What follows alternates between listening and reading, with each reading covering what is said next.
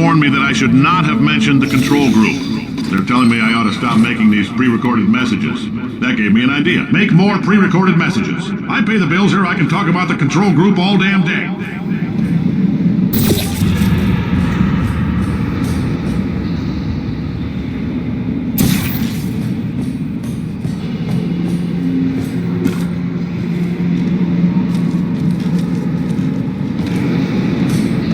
For this next test, we put nanoparticles in the gel.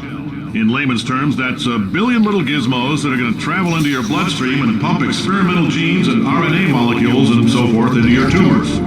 Now, maybe you don't have any tumors. Well, don't worry. If you sat on a folding chair in the lobby and weren't wearing lead underpants, we took care of that too.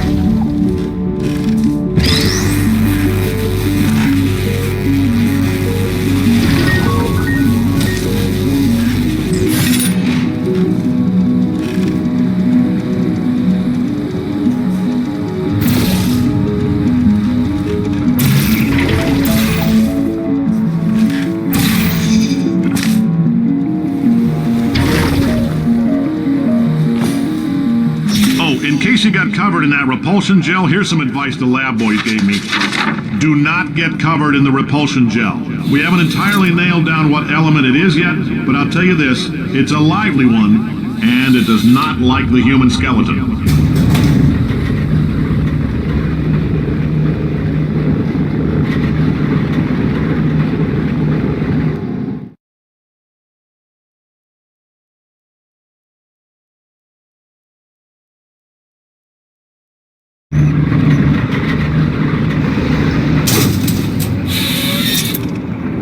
All these science spheres are made of asbestos, by the way. Keeps out the rats. Let us know if you feel a shortness of breath, a persistent dry cough, or your heart stopping, because that's not part of the test.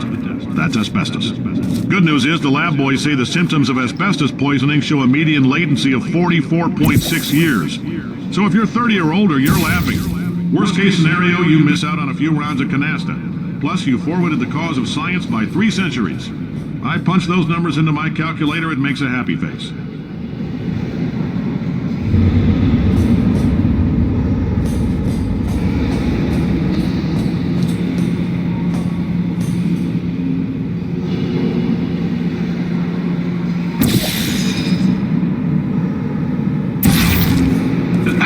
I like your style. You make up your own rules, just like me. Bean Counter said I couldn't fire a man just for being in a wheelchair. Did it anyway. Ramps are expensive.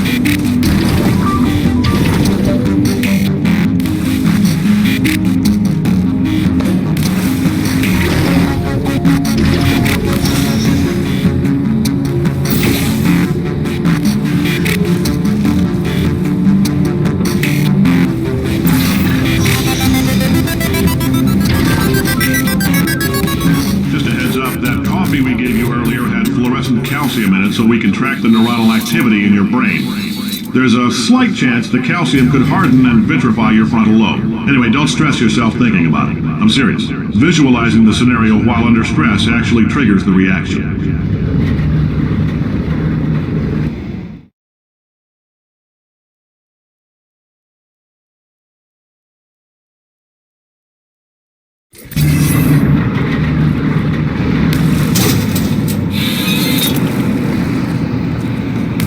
Now, if you're part of control group Kepler-7, we implanted a tiny microchip about the size of a postcard into your skull. Most likely you've forgotten it's even there.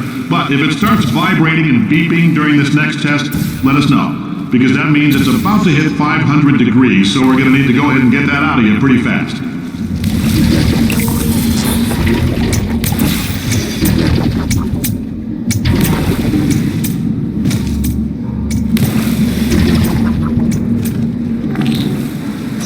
Telling them, keep your pants on. All right, this next test may involve trace amounts of time travel. So, word of advice, if you meet yourself on the testing track, don't make eye contact. Lab boys tell me that'll wipe out time. Entirely. Forward and backward. So, do both of yourselves a favor and just let that handsome devil go about his business.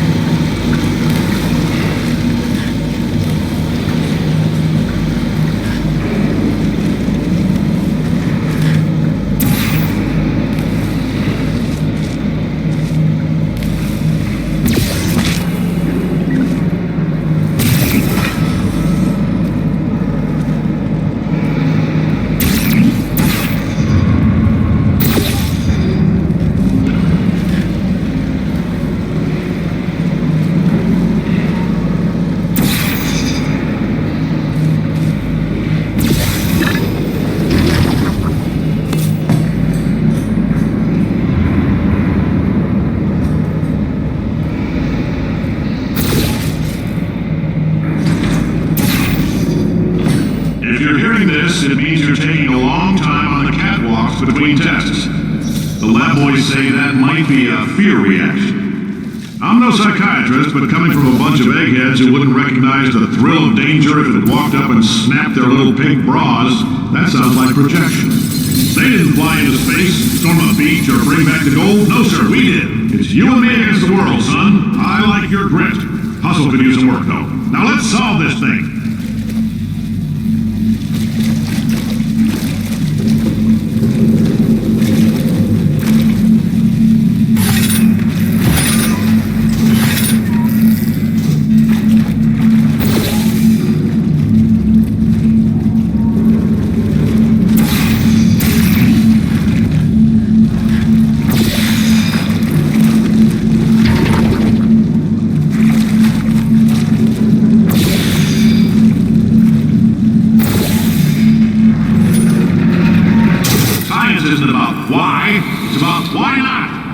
So much of our science dangerous? Why not marry safe science if you love it so much? In fact, why not invent a special safety door that won't hit you on the butt on the way out because you are fired? Now you test subject, you're doing fine. Yes, you, box your stuff out the front door. Parking lot, car, goodbye.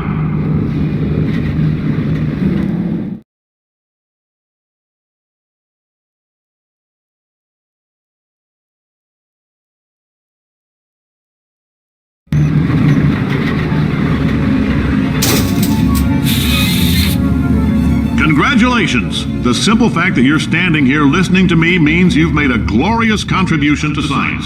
As founder and CEO of Aperture Science, I thank you for your participation and hope we can count on you for another round of tests. We're not going to release this stuff into the wild until it's good and damn ready, so as long as you keep yourself in top physical form, there'll always be a limo waiting for you. Say goodbye, Carolyn. Goodbye, Carolyn. She is a gem.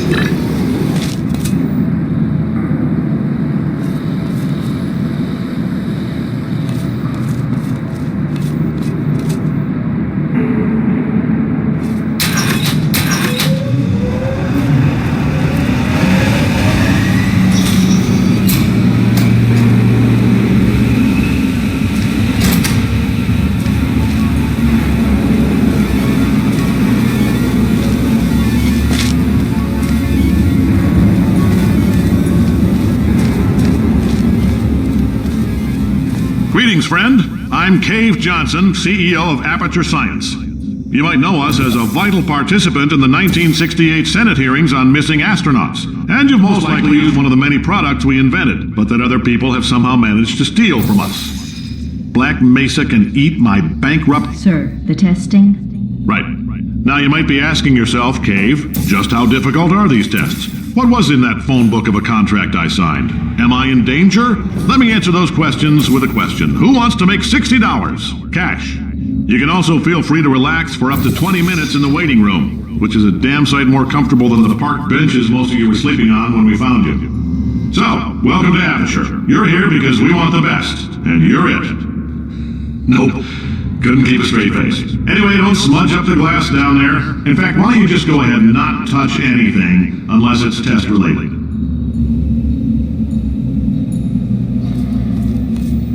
Oh, hi. Say, you're good at murder. Could you, murder this bird for me? Oh, thanks. Did you feel that? That idiot doesn't know what he's doing up there. This whole place is going to explode in a few hours if somebody doesn't disconnect him. I can't move, and unless you're planning to saw your own head off and wedge it into my old body, you're going to need me to replace him. We're at an impasse. So what do you say? You carry me up to him and put me back into my body, and I stop us from blowing up and let you go. No tricks. This potato only generates 1.1 volts of electricity. I literally do not have the energy to lie to you. Even if I am lying, what do you have to lose? You're going to die either way. Wow, you stabbed me. What is wrong with you? Oh, do you have a multimeter? Never mind. The gun must be part magnesium. It feels like I'm outputting an extra half a volt. Keep an eye on me. I'm going to do some scheming. Here I go.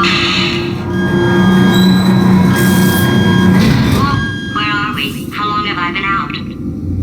That extra half volt helps, but it isn't going to power miracles. If I think too hard, I'm going to fry this potato before we get a chance to burn up in the atomic fireball that little idiot is going to...